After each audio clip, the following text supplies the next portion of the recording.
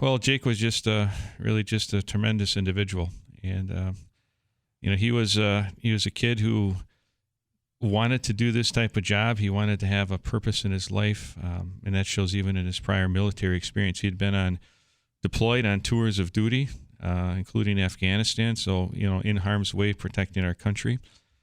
And when he got done with his guard service, he was looking for something to continue that service. And I remember doing the initial sit-down interview with him, and we always asked the why do you want to join, and just like he said in his video as he was going through the academy, he didn't just want to sit at home. He just didn't want an office job. He wanted a job that had meaning and purpose behind it, and this was it. We're different agencies, but we're a brother and a sisterhood.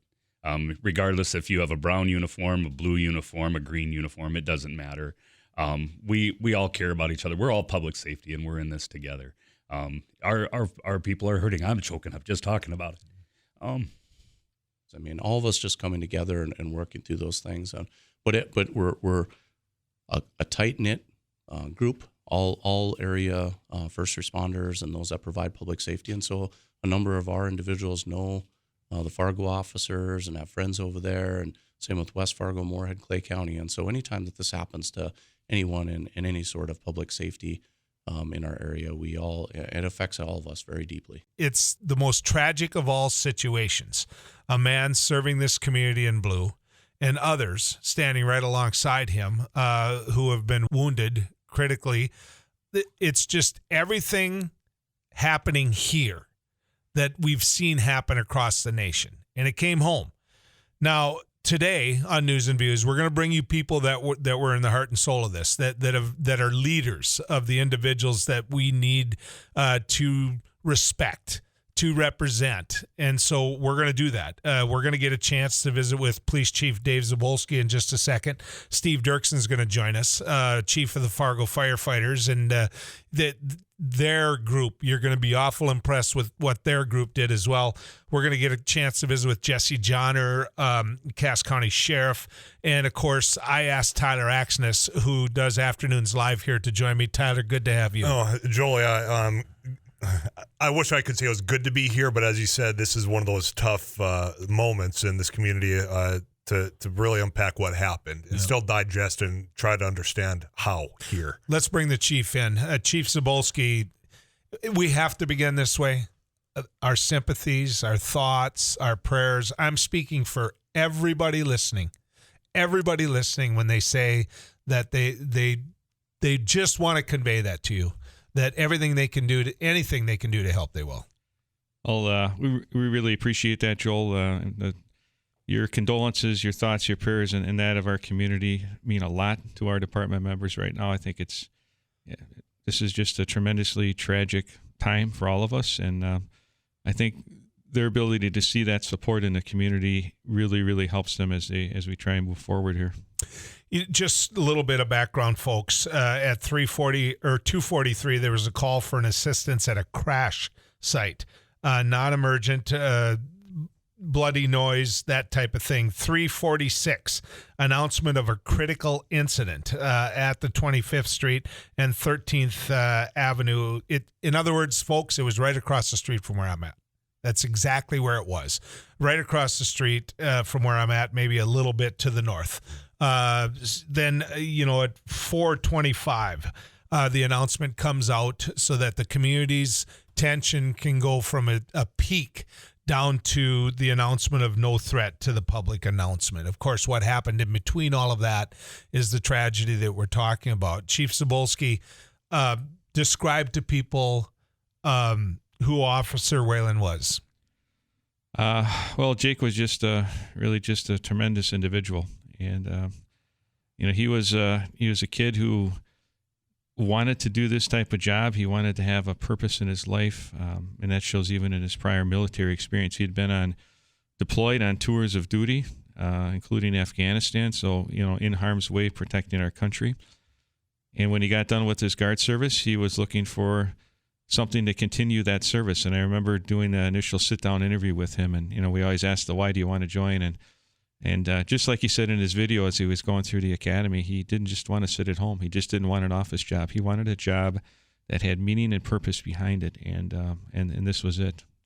And if you want to watch that video, I would beg of you to do just that. The video is available if you go to KFGO.com. If you go to the Fargo page, if you go to any of their social media, for example, you're going to find that video. And Tyler, that video was moving. touching. Yeah, very moving, very well put together. A tribute to Officer Walling. I watched it on repeat, as many did. People consumed because they want to know more about the stellar staff that the Fargo PD has. Losing one, I do want to know if there's any update on the status of the other two officers that have been involved in this. They're still both hospitalized in what we would call critical stable condition. We're continuing to work with the families and keep track of them, but we don't have any new medical updates that we're in a position to provide at this time. And North Dakota is such a small community. It takes about 2 steps till you get to, I know them or I know a relative of them. We're talking about Officer Andrew Dodas, and we're talking about Officer Tyler Hawes. And so these individuals critically injured, but stable, which is something we all were hoping to hear. Yeah, absolutely. No, we're extremely relieved, but both of these individuals, also great guys, great cops, and Tyler was a classmate of Jake. I mean, there's just so many connections to this, and they've got some physical recuperation and struggles that are in front of them above and beyond, getting out of a critical status and starting to move forward. But we're got our thoughts and prayers with them as well. They've got tremendous support again with our department, their families, and the community. So we'll keep supporting that effort and really hope to see them back and on their feet as soon as possible. Your comment that they've got some healing to do, both physical and mental, is that true of the whole force? Well, I think definitely, I think the mental piece, it's so difficult. It's hard for everyone, and we've got people at different levels. In fact, before I came here this morning, I went out and addressed our new academy group. We've got 10 folks out there in our academy right now that are in about a month set to graduate and hit the bricks, as well as trainees in a very similar position to where Jake was not too long ago. And so I thought it was really important to sit down and have some face-to-face with them and help walk them through some of this situation and let them know about our resources and how they can ultimately work through this and be in a position to step forward and provide public service. I've had the privilege of, since his inception as Fargo Police Chief, getting to know Chief Zibolski and interview him a number of times, ladies and gentlemen.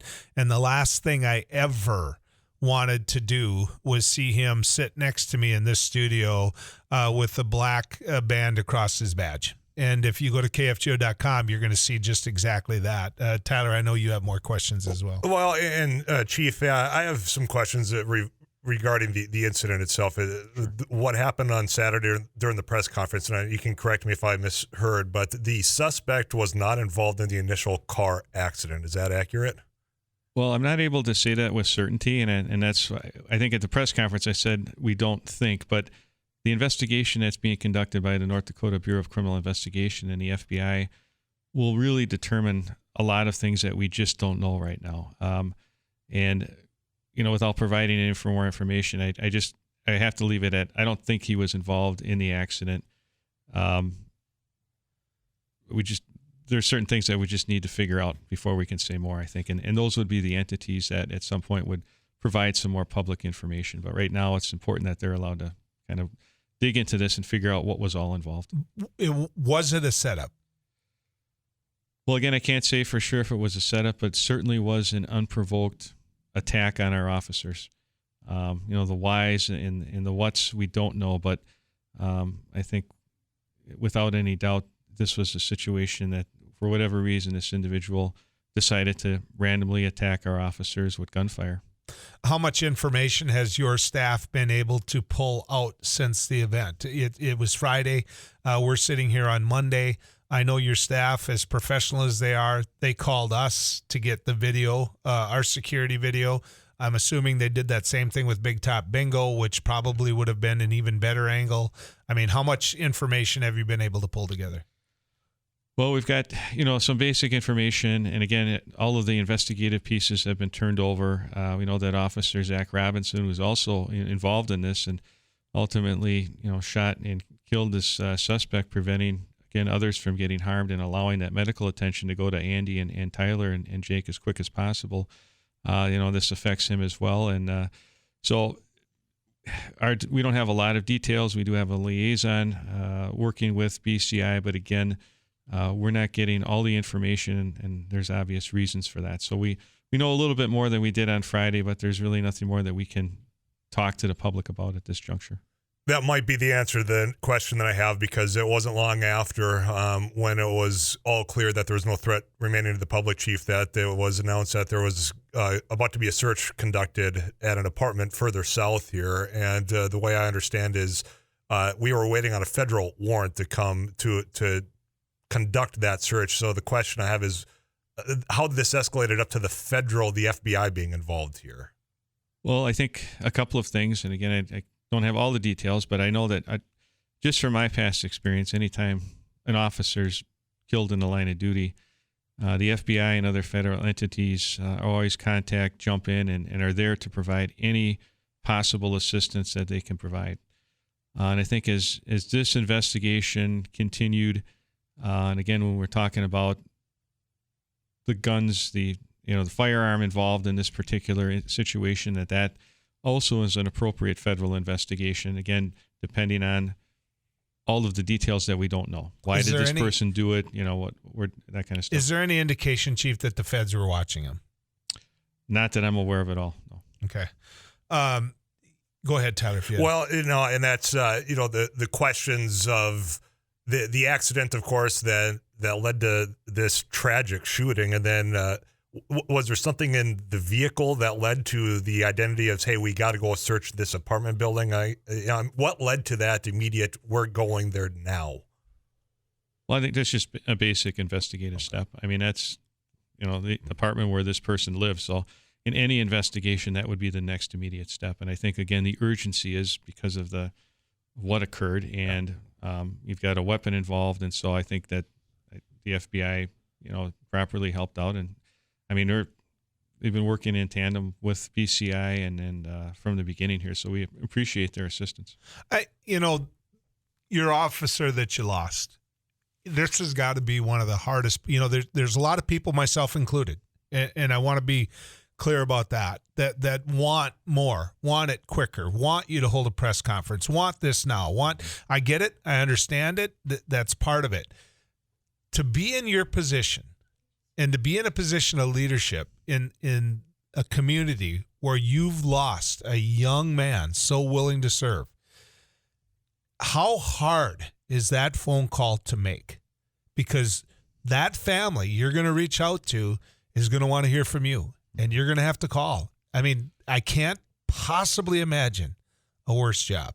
Yeah, it's it is really about one of the toughest things that you have to do in a position like this. And in this case too, the face-to-face contact is what we really strive for, to be able to just talk to someone face-to-face and something of this nature. And, families in this instance lived out of state even. And so just locating them and getting them notified. And we had some really great support from Minnesota State Patrol and our Minnesota partners in doing that piece so that we could get them at least notified, get them up here to Fargo, and have the ability to sit down and face-to-face walk them through this. And it is tough, but it is also a necessary responsibility for our leadership team.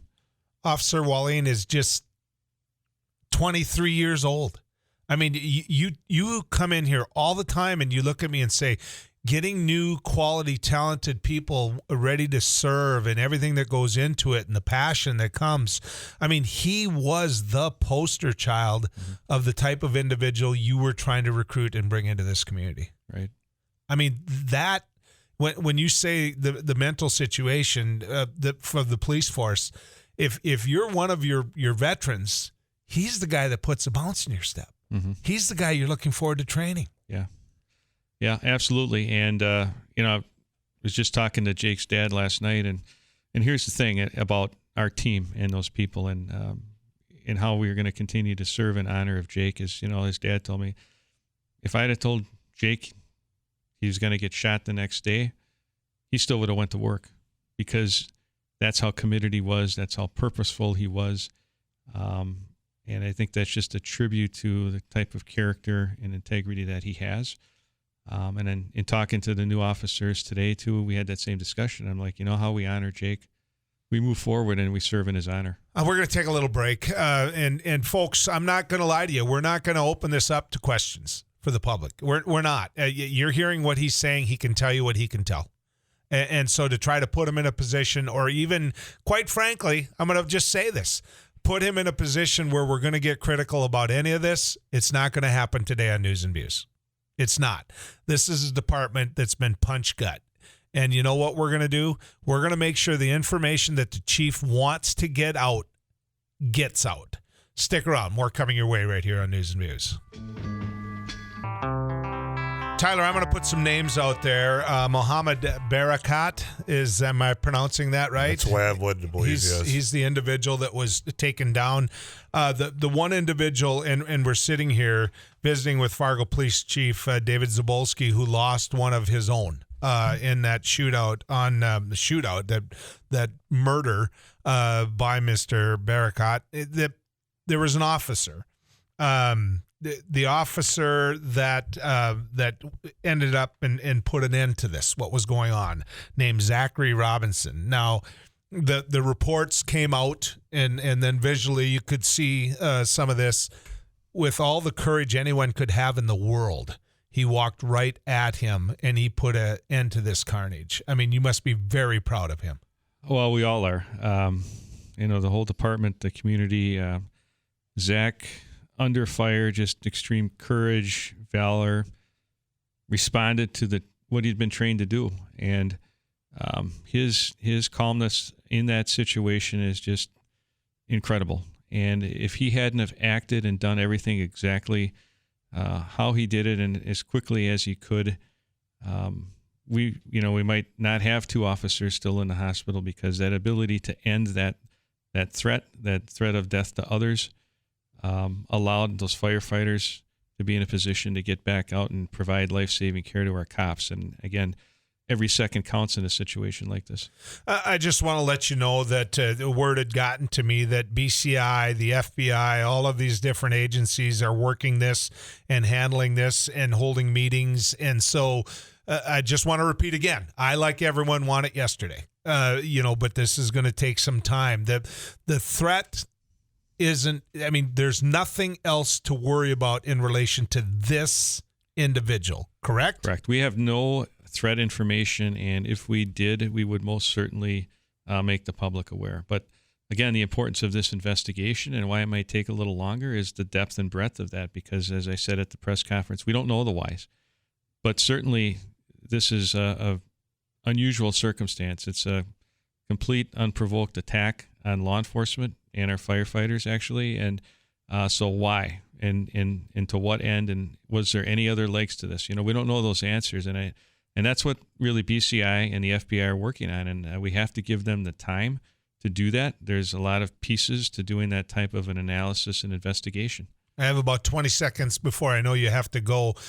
Speak to the individuals around the shooting scene, the citizens. Yeah, I mean, here you've got an unwitting citizen who really just moved to town 3 weeks ago, and terrible for her to have been in that position and be struck by gunfire as well. And thankfully, she's surviving and will recuperate. Chief, we'll visit more. Thanks, Joel. Again, our condolences. His guidance, Fargo Police Chief, Police Chief or Fire Chief, I should say. You're sitting here talking to these guys, and Steve Dirksen's men were right in the middle of this. They were right in the middle of this, and he's good enough now, Fargo Fire Chief Steve Dirksen, to join us. Steve, good to have you on. Yeah, good morning, Joel, Tyler, Abby. Glad to be here today with you. You don't think of that. You don't when they go out, because it's an accident, right? Yep. That's how this all started. Describe what your men were going through. Yeah, it's for us, what it was described was, they were on a routine car accident, and if there ever is such a thing as a routine car accident, we go on these all day, every day, several times. And, it was a fender bender, no injuries really, little banged up, bump or bruise, there's some fluids or whatever on the ground. And then we're looking at waiting for a tow truck or whatever. So they're there. 2 police units were there to kind of control and do the law enforcement thing that they do. And so our guys were getting ready to clear. They had gotten back to the truck, and about that quick, they were just waiting for an opening in traffic to pull the truck out, and the police units were going to move their units into place and block traffic so that, the accident scene wouldn't be more of a hazard. And then the shots started coming. What are they trained to do at a time like that? Well, again, they weren't, we carry ballistic gear. That's something that we probably implemented now 8-9 years ago. Started carrying that. So typically if we're going to a shooting or something like that, they're donning that, but they were just in their regular firefighting gear. So they took cover. One of our captains, I think I've seen it on different news outlets, that his traffic was the first report to dispatch of what was happening that day. So he was calling out and saying, hey, we've got 2 officers down, repeated shots fired, rapid fire, that kind of stuff. And relayed that to dispatch, and that got the rest of the police department moving as well. Is it by training for them at a time? Obviously, call in, you're doing what you can, but is it part of their training then to engage in it or to stay clear? No, we stay clear because, again, we don't have anything that we can, when you have an assault weapon being used, we have nothing that's going to combat that. It's take cover and be ready to respond. And as soon as... Well, you're not wearing life vests.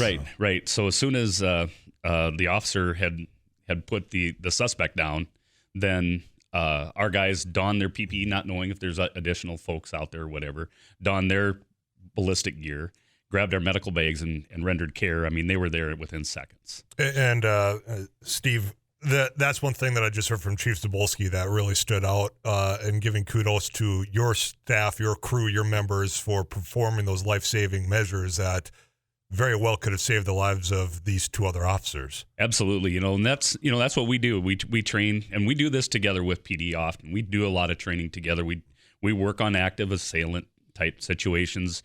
Our folks came to me after Sandy Hook happened. And, when we started reading the incidents out there and the loss of life, and people bled to death in that. And our guys said, we want the gear so that we can get in. They don't want to go in without protection. And some of them were willing to, but we invested in that as the city, purchased ballistic vests for our folks, helmets. And so they have that. We train together on that. And then we have some great training that's provided through SimND. We do these trauma events, and that's what Friday was a traumatic event, a trauma event. And our folks, their training kicked in. They went and made their assessments and began the treatment. Fargo Fire Chief Steve Dirksen is with us. His men were right there, right in the heart and soul of it. Actually, the first ones on site. Here's your people have had to see some horrific circumstances. I mean, they're firefighters. They know what it's like to have fatalities be part of their, but law enforcement's their partners. Absolutely. They're your friends. Yeah. These are people you argue about who's going to win the tug of war here. Absolutely. How hard is this on them? It's very difficult. We're different agencies, but we're a brother and a sisterhood. Regardless if you have a brown uniform, a blue uniform, a green uniform, it doesn't matter. We all care about each other. We're all public safety, and we're in this together. Our people are hurting. I'm choking up just talking about it. Yeah, just tough. Yeah, I can only imagine. Did he was so new to the force, 23, yeah. and I'm not going to drag you into that as much as what I'm going to say this.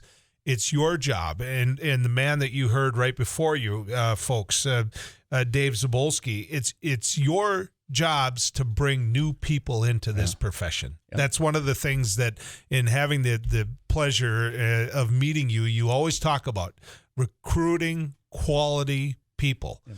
This was one of those. Absolutely. It's a loss for our community in all aspects there. Because you got a person that's vibrant and full of life and just wants to serve.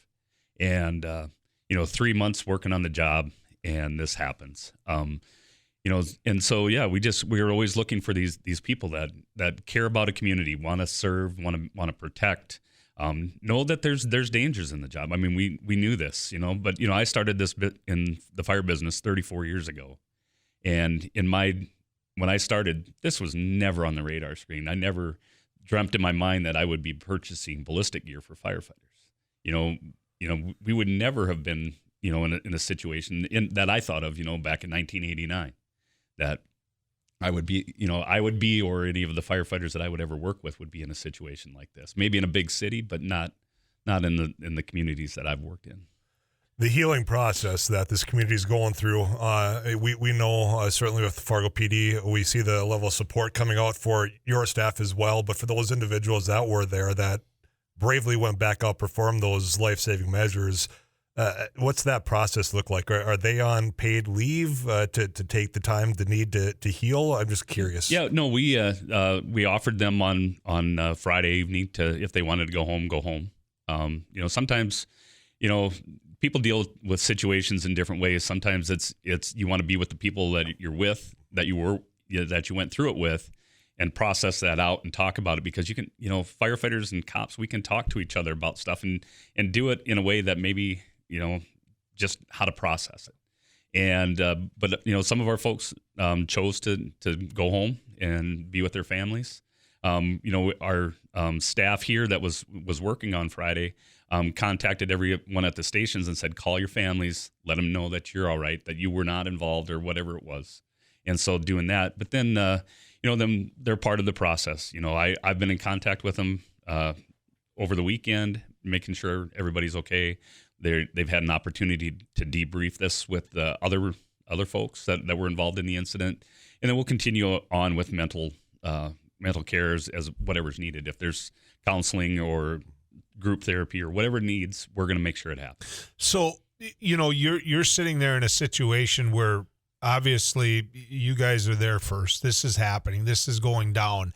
It went down. You're using life-saving measures on the individuals. 2 of these individuals critically injured but stable. So you've got all of these things going on. You've got a innocent bystander coming by and she was shot. And so you've got a lot of what you train for. But you get back in that truck. At some point, you get back in that truck. And the whole community didn't know if this was a setup, if it was orchestrated. What about the individuals that maybe weren't even there that's going through their mind? Yeah, Friday happened to be just a really busy day. And, when you hear the traffic coming over, a lot of our folks knew that where they were in response, and without being dispatched, started moving here because they knew that it was going to be probably more than that the crew could handle. So they instinctively did that. But then during the whole course of everything, other stuff started happening. We had the accident at the gas station where the pump, and that was nothing related to the incident.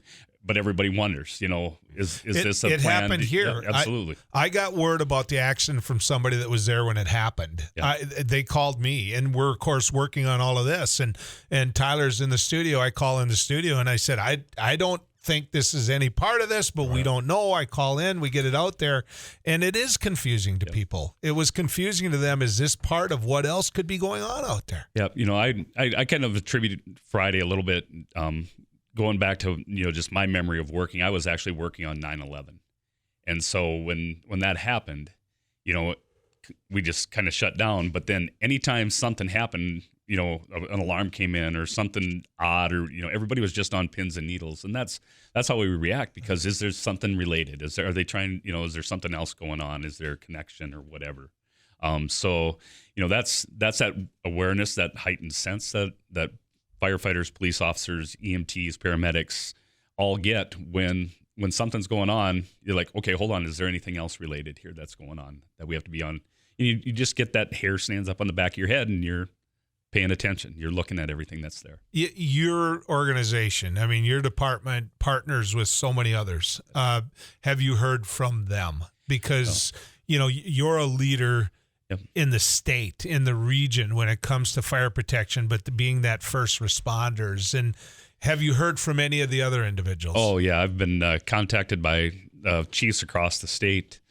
throughout the region, from the whole country. I mean, from the East Coast to the West Coast, from the Gulf of Mexico to Canada, getting texts from our International Association of Fire Chiefs president reached out to me Friday night and called and said, "Hey, Steve, if there's anything you need, let us know. We'll get whatever resources you need." All kinds of people have been reaching out. Officer Wallane, do you know him? Had you had the chance? He's so new, but you guys all know each other. Yeah. I don't know if you had a chance to meet him. I did not have a chance to meet him. Chief Zibolski and I, we have a really good relationship. We get along, and we when we do promotions or they do promotions or graduations, we try to attend those as brothers in public safety. I was not able to make it to that graduation, that pinning ceremony, because of another work conflict. But those are things that we try to do and try to be part of that, be present, because we do this together. We support each other. Now, Tyler, if you go to KFGO.com, you're going to see that pinning ceremony. Yeah. And, that puts chills right down your spine. Yeah. And knowing that how close your departments are and being there for each other at that initial ceremony, and then at a moment as tragic as Friday says a lot there. Yeah, we work together. I mean, our folks, we've got a recruit class going on now, and on Fridays in our academies, they're going out to the fire stations. They're maybe doing a ride along at dispatch, or sit along, I should say, at dispatch. But then they also spend a few hours riding along in a PD cruiser just to see what the cops are seeing. And we offer the same thing for the law enforcement officers, just spend time with us, Sure. See what we're doing, see how we do things, just have that understanding so that we interact better and build those relationships. Let's start it when you're brand new, and let's get to know each other. The last, like I've always been told, have the meeting before the incident, get to know each other. I think back to the Castleton train derailment. I've been working with Pat Brady, who worked for BNSF on doing things. Never met him face to face, but we had worked on things. And then he shows up in Castleton at midnight, and hey, Steve, hey, Pat, there it is. So it's just building that network. Now you've got that forever. Yeah, now we've got that. Yeah. We're going to take a little break. When we come back, more with Chief Dirksen. This is one family, as you can hear in his voice right now, and that family's hurting. A little bit later in the show, we're going to get a chance to visit with Jesse Jahner. He's the Cass County Sheriff, who I know that there's a lot of people, for lack of a better way of putting it, protecting Fargo right now. Because on any incident like this, you're not going to see the police department at full force. And so the sheriff's office, I know, is playing a major role in patrolling Fargo right now. And we'll visit with Sheriff Jahner about that. We're trying to emphasize these partnerships. Also, a little bit later in the show, I'm going to get an opportunity to speak to you about media and the media coverage of all this, which I think needs an evaluation. Jake Wallane is no longer with us. An officer with the Fargo Police Force fatally shot on Friday, 23 years old, total public servant, served this nation in the Army National Guard, served in Afghanistan, came to Fargo, wanted to be a police officer. That was clearly his calling, and in the end, it cost him his life. Well, that didn't cost him his life. Mohammed Barakat is who cost him his life. He's an individual that was the shooter who was taken down by Officer Robinson of the Fargo Police Force. Also wounded was Andrew Dodas. He is critically injured but stable. Tyler Hawes is shot. Another police officer, critically injured but stable. And then we know that there's a 25-year-old unnamed woman, a bystander, that was shot as well. And we know very little about that. But for her, our thoughts and prayers as well, as she recovers in so many ways. Law enforcement is such a tight community, and they pick up for each other at a time that they need it. And I've got the perfect example for you. Sheriff Jesse Jahner is in the house. He's with us right now. Sheriff of Cass County, good to have you on News and Views. Thanks for having me on, Joel. How long before you knew about all of this? I mean, you had everything going on. You had a street fair. You had the Red River Valley Fair. You had everything was going on in this county at that time. I knew within seconds that this incident had occurred. I was at my office. I had just finished up with the meeting, and some more investigators who monitor the radio traffic while they're at work all day long came in and said, "Hey, have you heard what's going on?" And I said, "No, I haven't. What's going on?" And they said, "Well, we're getting reports that there could potentially be an active shooter, and Fargo Police Department is trying to address the situation. And I said, okay. I said, we were trying to look up the run to get the details. And as we started putting those pieces together and really figuring out what happened, which took just a couple minutes, I knew, right then that we had people responding to that area and that we needed to offer up assistance however we could. So a short few minutes later after that, I contacted Assistant Chief Travis Stefanowicz, who was in charge of the office at that time, because Chief Zibolski was participating in the International Chiefs Conference, was away at that. And so I contacted Assistant Chief Stefanowicz and said, how can we help you? What do you need? Which is what we typically do. And he said, hey, if you can just answer calls on the street for us right now while we're working through the situation and trying to get things figured out, we'd appreciate it. And so our staff immediately jumped into that mode of helping to answer calls on the street, because we, besides that incident, there's other things happening in the city. This is a large city, and we need to make sure that we can maintain that public safety piece even when we have a critical incident. And so we jumped into that mode, and our guys started taking calls and helping out wherever they could. As of right now today, we've gotten some calls in from people that have seen Cass County Sheriff's deputies patrolling in some areas they normally wouldn't be in Fargo. Have you picked up some of the slack? Well, first of all, we do actually help in the city of Fargo from time to time. Obviously, the Fargo Police Department's going to handle a majority of those calls. They've got and it's part of Cass County. Yeah, but it's part of Cass County. So whenever they need assistance, they call, and we're certainly willing to come in and help out our citizens in Fargo as well. But I wouldn't be amiss if I didn't mention, it's not just us out there handling calls. Clay County Sheriff's Office, the Highway Patrol, Moorhead PD, West Fargo PD, we're all helping.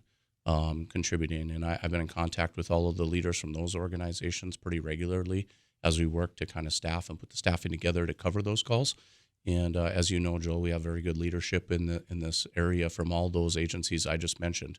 And they're all willing to assist however they can. And we've just all pitched in and done what we could. And much like you said, this was a busy weekend for everyone, because we had the Red River Valley Fair going on, we had the street fair going on, and Clay County had their fair. So there's a number of other events that we're trying to staff to provide that public safety piece in conjunction with, helping take the calls in the city of Fargo. We had Chief Zibolski on, we had Mayor Mahoney on, we had Fargo Fire Chief Steve Dirksen on, all talking about what it's like to be, for lack of a better way of putting it, in charge of a lot of the individuals we're talking about here today. It's the same with you. One of the reasons I called and said, Jess, come over and just speak to this a little bit, because I think the general public needs to know that its sheriff's department is doing what it's doing. And even though deep down they know it, but the men and women that work with you, the men and women that work with you are part of a bigger fraternal family. And so we've talked, with Chief Zibolski about what his department is going through, his department as a whole. My guess is there's a spillover with yours. Oh, for sure. There's a spillover with everyone in the area here. All area law enforcement and EMS, fire, and our dispatchers, all of them dealt with this traumatic situation. Most certainly, you just had Chief Dirksen on here. If it weren't for his staff that day and the culture that he's formed through his leadership and those firefighters jumping in right away to save lives. All of us just coming together and working through those things.